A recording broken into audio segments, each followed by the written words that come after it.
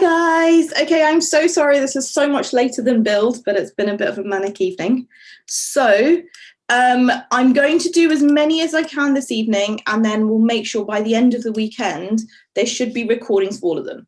So this is the algebra and functions, is the topic 2 test 1 in the 2021 material. Okay, so let's have a look at this first question. We've been given x plus 3 as a factor, so we're going to use the factor theorem, which says if we substitute in what makes this bracket 0. So we know if we do x plus 3 equals 0, x will be minus 3. So we're going to substitute f of minus 3 in, and the answer should be 0.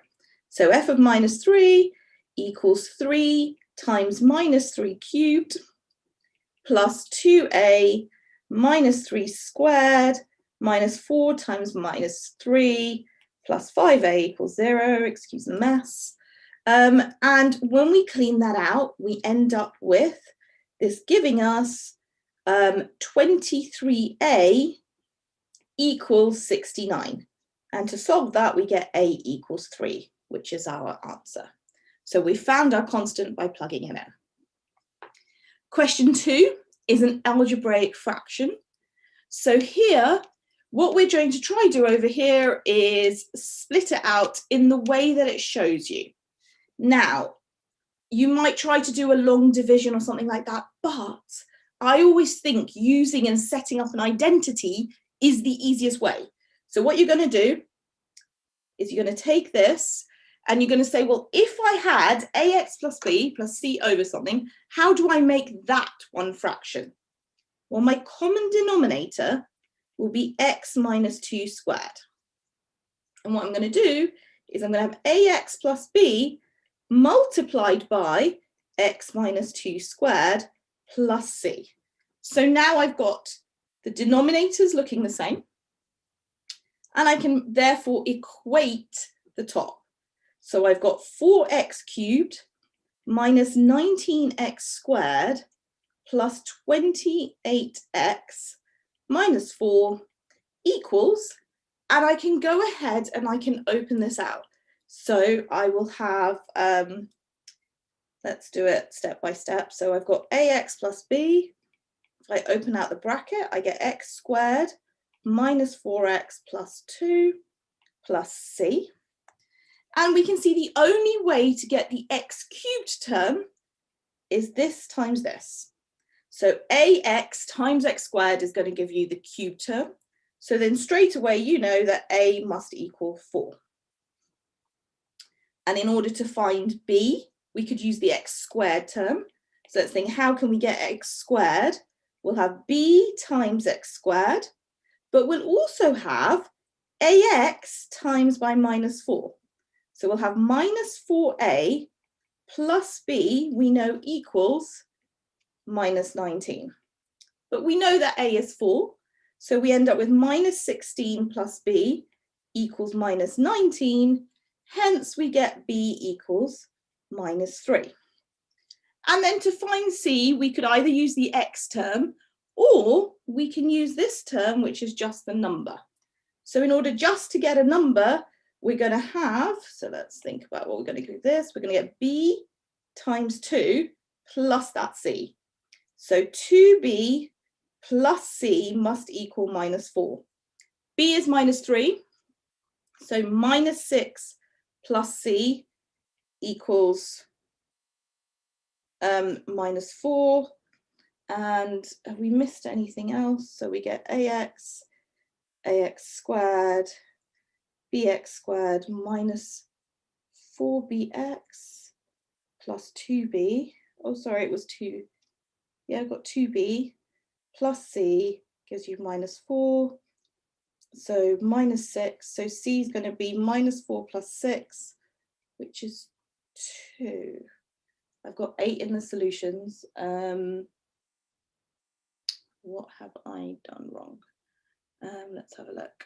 So we've got ax cubed minus 4x squared plus 2ax bx squared minus 4bx plus 2b.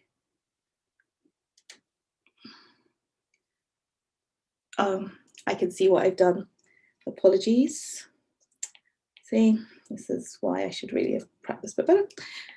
When we open out the bracket, we get plus 4 here.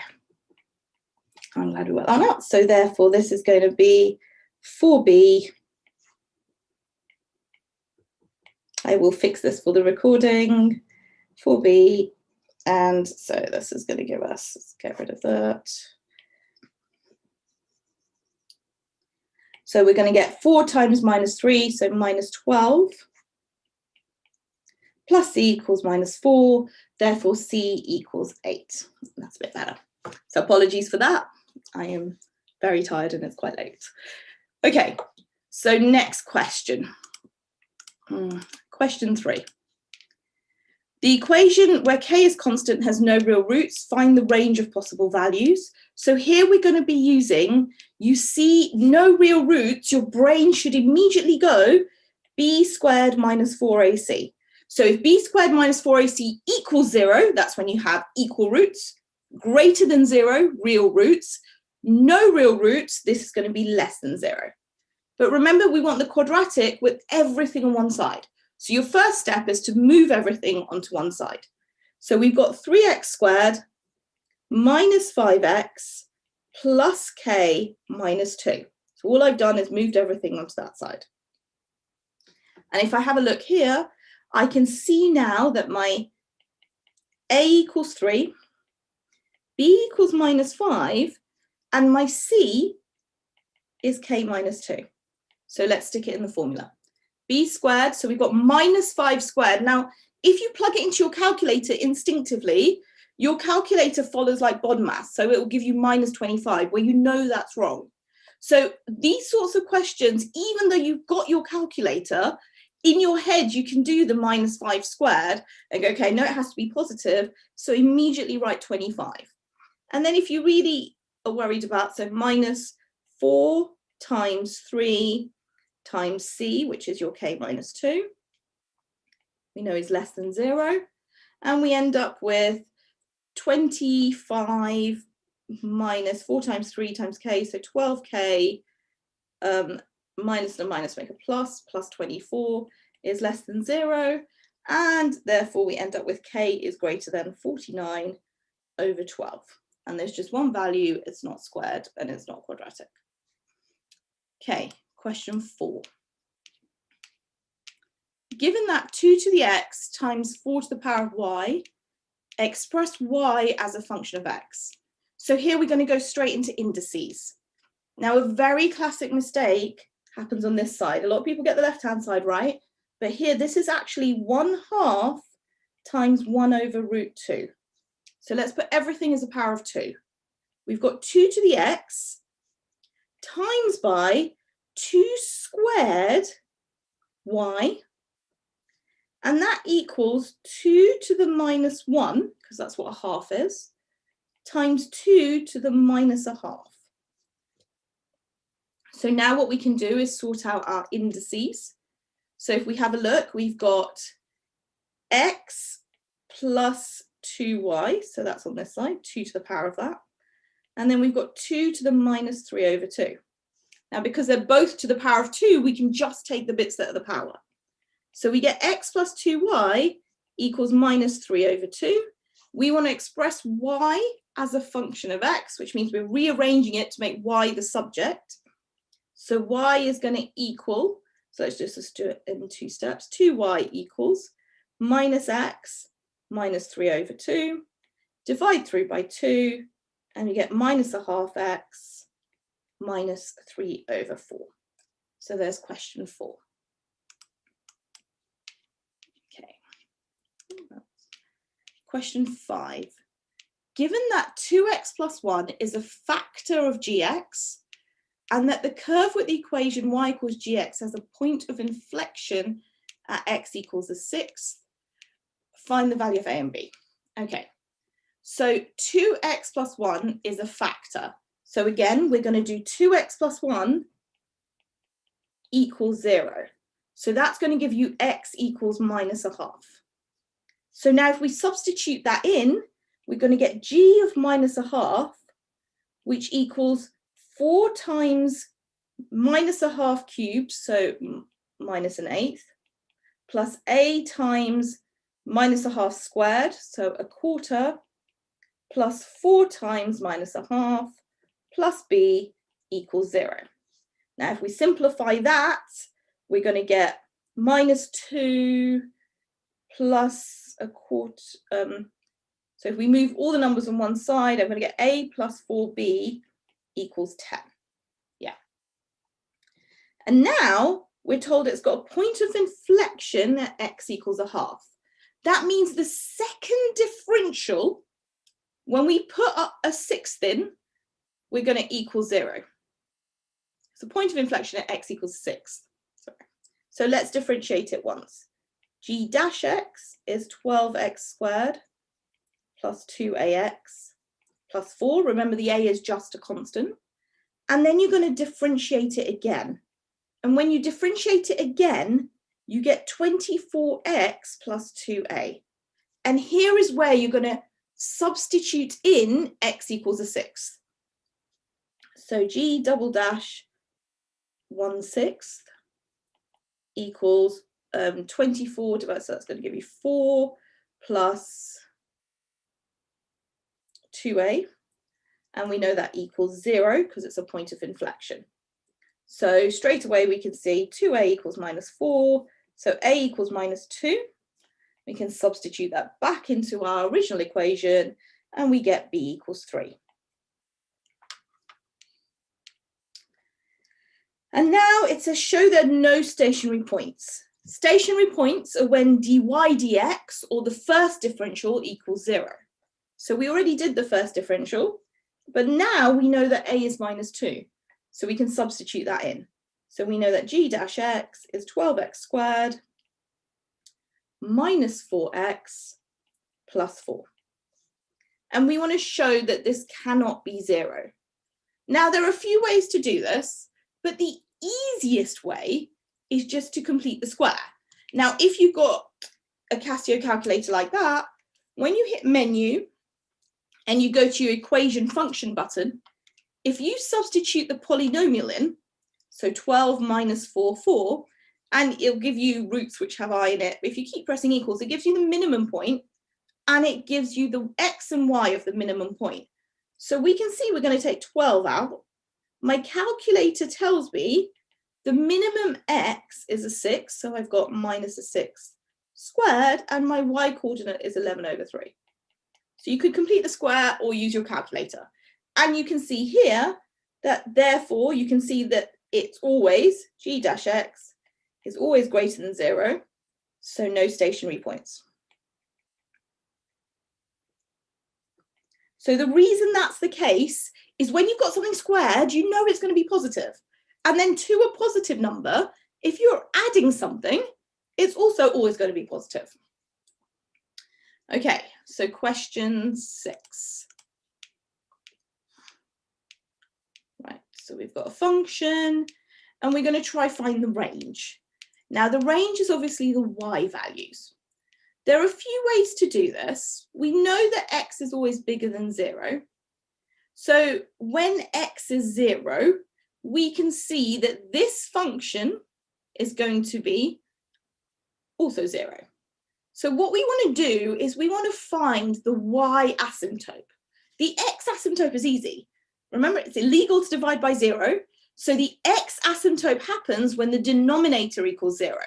But to find out the y, what you've got to do is you're going to divide everything by x. You don't change the fraction, so let's divide it by x. So f of x is going to be 12/3 plus 4/x. And then you're going to say, as x gets bigger and bigger and bigger, well, we know that 4/x is going to go towards 0. So that means f over x tends to 12/3, which is 4. So now you know your y asymptote is 4, meaning that graph gets closer and closer and closer to 4, but never hits 4. So our range must be less than 4 and greater than or equal to, substituting that in, so we just get 0, so it's between 0 and 4. The other way to find the y asymptote is after you had done b, you would have got the denominator of the inverse and you would have seen what makes that 0. Okay, so now let's look at the inverse. So all the inverse is changing the subject of the formula. So we've got y equals 12x over 3x plus 4. And we're going to swap the x's and the y's. Because if you do it first, you're used to rearranging something to make it y equals, or you're used to seeing it, so you don't kind of confuse yourself halfway through. So we're going to, wherever there's, so we're going to say x equals 12y over 3y plus 4. We're going to rearrange that. X, 3y plus 4 equals 12y. Open out the brackets. 3xy plus 4x equals 12y. Move all the y's onto one side. Doesn't really matter which way. So let's say 12y minus 3xy equals 4x. Take y outside the bracket. Divide through. And you've got your inverse. Now, if you have learnt it, where you rearrange it to make x the subject, that's perfectly okay. Just don't forget to write this last step. The advantage of swapping it at the start is if you forget to write that last step, you've already got it in x's, so you're not losing your last mark. Okay, the next one, we've got f(f)(x). So we're putting f back into f. So wherever there's an x, we're going to put that in. So we're going to get 12x over 3x plus 4 over 3, 12x over 3x plus 4 plus 4. Okay, now the way to like clean that up in one go is just to multiply everything by what you don't like, so the denominator. So we're going to multiply everything by 3x plus 4. If we do that to the first one, we get 144x because it disappears. If we do it to the one on the bottom, we get, so if we go on the bottom, we're going to get 12 times 3. So we're going to get 36x. And then we're going to get 4 lots of 33x plus 4. So we're multiplying the whole thing by that. When we sort that out, we get 144x, 36 plus 12, which gives us 48x plus 16. And at this point, I'm just going to look at the answer and say, well, I don't want 144, I want 9. So in my calculator, I'm going to do 144 divided by 9, and it tells me it's 16. So now I'm going to know I'm dividing the whole thing by 16, and I end up with the answer. And then we need to show that that equal to 7 over 2 has no solutions. So let's do that. Let's do 9x over 3x plus 1 equals 7 over 2. Cross multiply, so multiply that up and that up. We've got 18x equals 21x plus 7. So we get minus 3x equals 7. X equals minus 7 over 3, and then we say, well, the question says x has to be bigger than 0, therefore no solutions. So you'd have to write a sentence that said, as f(f)(x) has to be greater than or equal to 0, f(f)(x) equals 7 over 2 has no solutions. Solutions. Okay, right.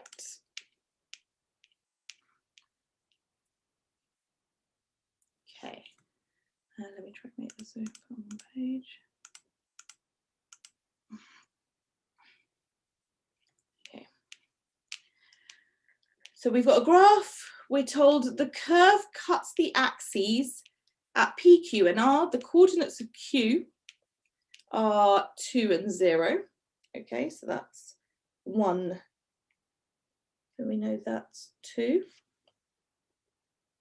And write f of x as a product. Okay, so we know immediately we can see that fx equals, if it cuts at 2, x minus 2, multiplied by something to give me this. And it's something that you should just be able to see. You don't need to do a long division. You can have a look and you say, well, if I've got x, how do I get x cubed? There's got to be x squared there. I know I'm going to have something in the middle, and I want to end up with plus 2. So therefore, there must be a minus 1 at the end. And then I can just use one of the other terms to figure out how I get the other value. So you've got like minus 4x. You could do a long division if you needed to, but in this case, you don't need to. Now, if you do long division, this is how I recommend you do it. So we know x minus 2 is a factor. So we can write that out 3 times because we know we're going to end up with x cubed. So now we're going to say, what do we need to multiply x by to get x cubed? Well, we're going to have x squared, and then we're just going to open out some brackets. So we get x cubed minus 2x squared. So now we've got minus 2x squared, but we don't want minus 2x squared. We want minus 6x squared. So that means we're going to take away another 4x squared. So we open out this bracket, minus 4x squared, and we've got the right amount of x squareds now, plus 8x. But we don't want 8x, we want 7x. So we're going to go in minus 1, and we get minus x plus 2. And now we can see that our quadratic is x squared minus 4x minus 1. Okay, let's scroll up. Right, there you go, I think that's right. So let's just rewrite that answer in there. That was x minus 2, x squared minus 4x minus 1. And so we want to find the exact coordinate of P. So it's saying it wants us to find it in the simplest form. That if you have your calculator, it's going to give you probably as a, actually it might give it to you in the exact form. So if you go to polynomial, degree 2, 1, minus 4, minus 1, hit the equal sign. Yeah, so it'll give you the answers there. So but you've got to work out which one is the positive one, which is the negative one. So the positive one is going to be R, and the negative, okay, is P. So that's X. P is 2 minus root 5, and XR is 2 plus root 5. Now you could have used, if you don't have a calculator that does it for you, you could have either completed the square or used the formula. And then it says, deduce the number of real solutions from minus pi to 12 pi to this solution. Okay, so we can see, if we match it up, it looks very similar, right? So we can see that sine cubed theta, we've got x cubed, and so on. So what we can see is for one cycle of 2 pi, which is 360 degrees, there's going to be 1, 2, 3 solutions. Let's scroll it up so you can see it. Oops. So if we match it up, we can see if we take that as a cycle, so we've got 1, 2, 3. And so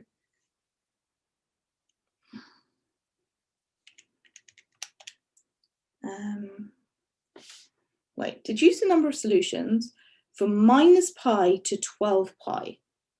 Oh, okay, we might actually have to just solve it. I was trying to be clever and do this quickly. So we've got sine theta is instead of x, so it's like a disguised cubic. So sine theta could be 2, sine theta could be 2 minus root 5, and sine theta could be 2 plus root 5. Now we can straight away see, we know that sine theta can never be 2. So that's never going to be a solution. 2 minus root 5 gives us a value between minus 1 and 1. So this will give us solutions. And 2 plus root 5 gives us a solution which is too big. It gives us 4.23. So that's going to give us no solutions. So we're going to say between minus pi and 12 pi, how many solutions are there? So how many cycles will there be? Well, we know that in the interval from 0 to 12 pi, there's going to be 12 solutions because there's going to be one in each case. So we can say there's going to be 12 solutions for every 2 pi, so for every pi, so between 0 and 12 pi. And then we've got to think between 0 and minus pi, how many solutions will they be? So if we think about it, if we have our sine graph, let's think about our sine graph. Now remember, pi is 180, so we've got between 0 and 180. If we did 2 minus root 5, we got a negative number, so we got something here between 0 and minus 1. So we can see there's 2 solutions. So between 0 and minus pi, so when theta is we know there's 2 solutions. So then altogether, you've got 14 solutions. So I hope that makes sense. You take your sine theta, you make it equate it to your roots. You see that 2 of them are impossible. And then you also see from your sine graph that between, say, 0 and pi, if you have, so 0 and 2 pi even, you're going to have 2 solutions. And then between 0 and minus pi, you're going to have 2. Now, obviously, those 2 solutions are repeated 6 times in a 12 pi circuit, and then you've got those extra 2, so altogether you get 14 solutions. Okay. Right. Question 8. Okay, so that shows a straight line. Right, so here we've got to find out the equation of the curve and the equation of the line. Right, so we've got a quadratic curve. Now, a quadratic curve, this comes up in lots of papers, and even if you're not used to this, even if this paper or these questions are not used for your assessments, you'll probably have to do some modelling with a quadratic. So the minute you see a quadratic, go positive or negative, it's a positive one. So we know in completing the square form, it's going to be y equals a plus c. And we go, okay, what does B and C are going to represent my minimum point? So I'm going to get a x plus 2 squared plus 13. And then we're given another point, which will help us find out that a. So we know when x is 0, y is 25. That's going to be 2 squares, that's going to be 4 plus 13. So we end up with a equals 25 minus 13 divided by 4, so 3. So for the quadratic, your equation is 3, x plus 2 squared plus 13. And for the straight line, well, that's more straightforward. We've got 2 points at which it goes through. We can find our gradient, which is our change in y over our change in x. So from 25 to 13, we've got 12 and we've got 2. So we can see our gradient is 6. So y equals 6x, and we can straight away see our plus c is 25. So we've got our 2 lines. Now, what we can see for that shaded bit, so this bit here is underneath the line, but above the curve. So to define our inequalities, we say y is greater than the curve that we found, but less than the line. Right, let's have a look at the next question. Okay.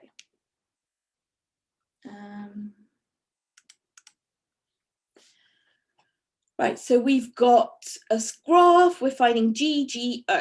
So that means we're putting O into G and then the answer into G.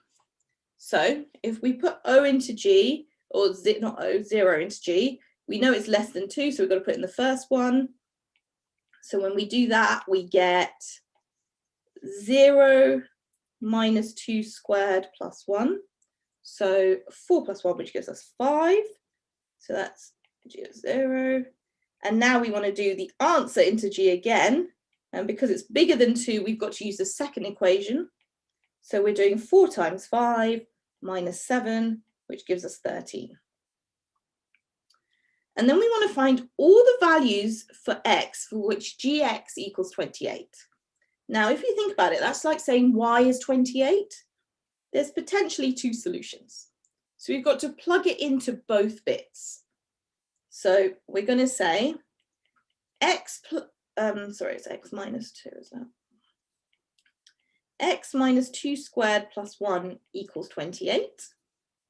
And then, so we'll get x minus 2 squared equals 27. X minus 2 equals plus or minus root 27. And so x equals 2 plus or minus root 27. And then we've got to see which one will give us an answer less than 2. Now, obviously, 2 plus root 27 is going to be bigger than 2. So the answer that we want is x equals 2 minus root 27, which we can simply simplify down to 3 root 3. And then we can also put it into the other equation. So 4x minus 7 equals 28.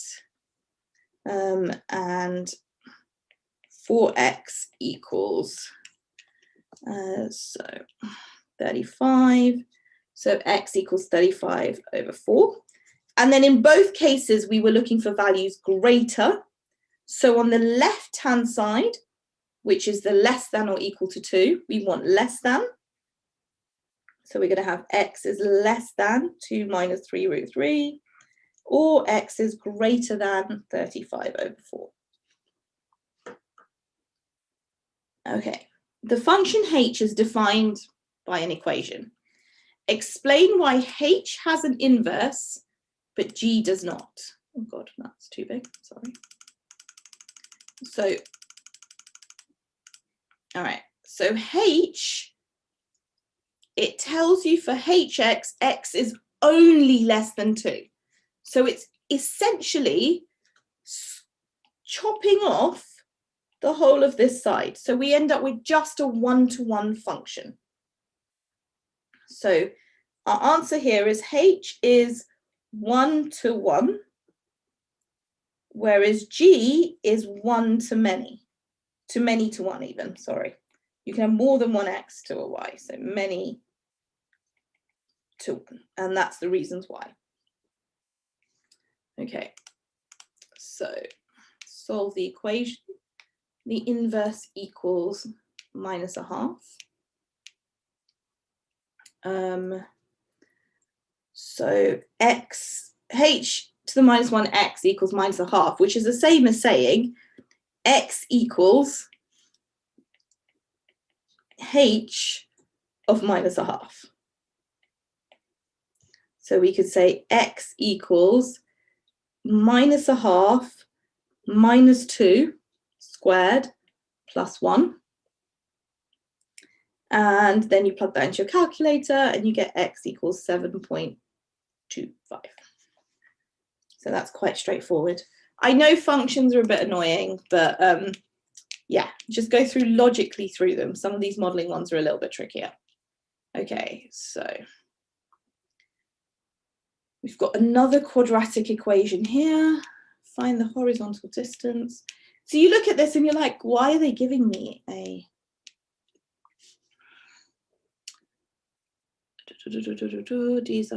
okay, so this is not a mechanics question. It might look like one, but it's not. It's just a quadratic question. So find the horizontal distance traveled by the arrow as given to the model, as given by this model. So it travels in a vertical plane. So from your knowledge of mechanics, you should realize that the horizontal distance is going to be when the height is 0, because we're talking about, like, if you like, displacement. So you're going to equate this to 0. And you can just plug that into your calculator to get a solution. Or, yeah, so all they're expecting you to do is realize that you're going to plug h equals 0, substitute this into your calculator, and you will end up with a distance. Let's put it in. So if I do that, I get menu, equation function polynomial, minus 0.002, 0.4, and 1.8. And I'll end up with one negative number, which doesn't make logical sense. And then I've got a distance of 204.40, and I'm just going to make that 204 meters. So with reference to the model, interpret the significance of the constant 1.8. Okay, so 1.8 happens when the distance is 0. It's sent when d is 0 initially. So we're going to say 1.8 must be the initial height of the arrow. So again, so now this is completing the square before a negative, but again, we can use our calculator. So if you've already put the values in, if you keep hitting equals, you'll see it tells you the max is 100 for x, and for y, you've got 109 over 5, which is 21.8. So straight away, we've got our values for A and for C. So you can either do it that way, but let's go through the process of doing it properly, if you like, or from scratch in case you're. So you're going to rewrite it with your d squared at the front. And then you're going to take the negative amount outside of the bracket. So minus 0.002.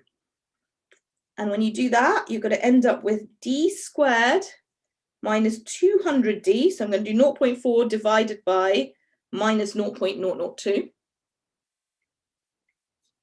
plus 1.8. Now I'm going to complete the square for this bit. So 0.2, big brackets, that's going to give me d minus 100, all squared, minus 1,000, plus 1.8.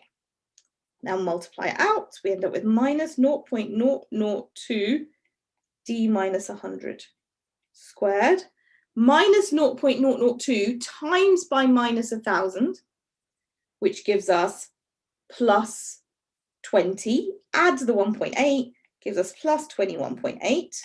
So we can see our A is 21.8, just so we write it like they want us to write it, d minus 100 squared.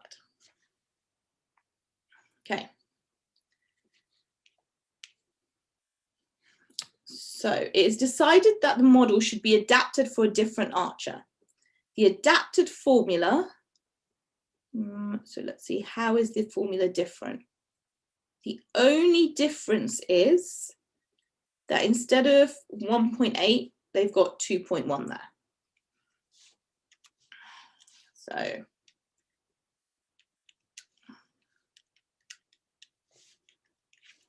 you've got 21.8 plus 2.1.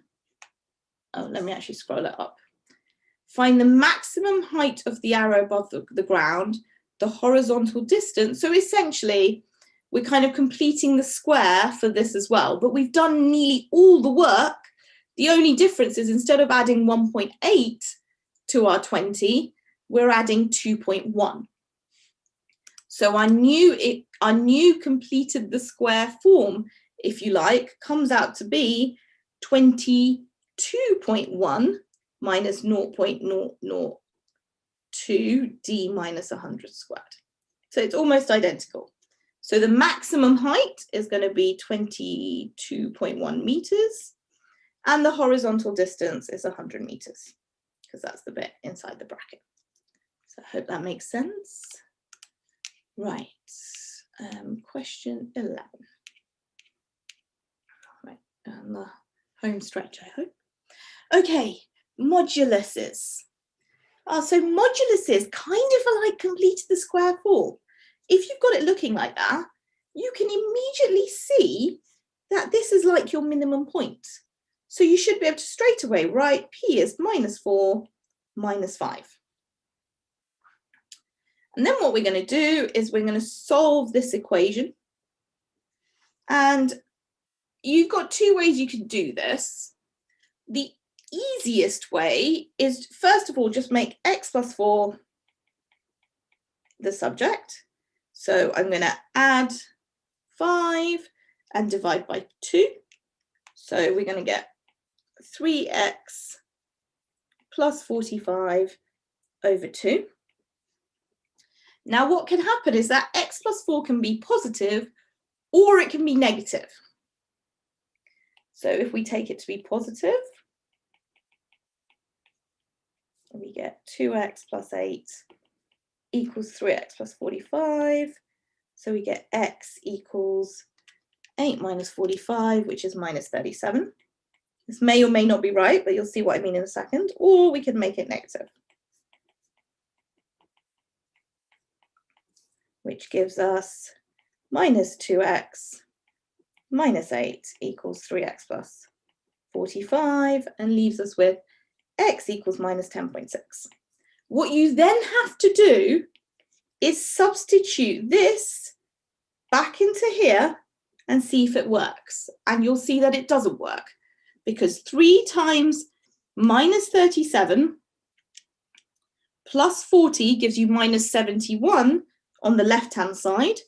Whereas on the right-hand side, if you do minus 37 plus 4, you then need to make it positive, so 33 times 2, and it doesn't work. However, if you put x equals minus 10.6 in, it does work.